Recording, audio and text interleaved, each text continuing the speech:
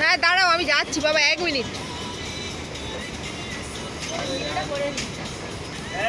আরে ওই বড় নদীটা করবো বলে বেরিয়ে গেল বাবা, এই তো আবার দাঁড়িয়ে পড়েছে। দেখি দিদা,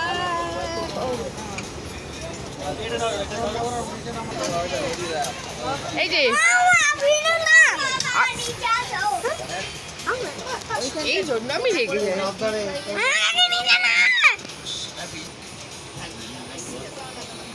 ওই তো ওই আর একটা ওইটা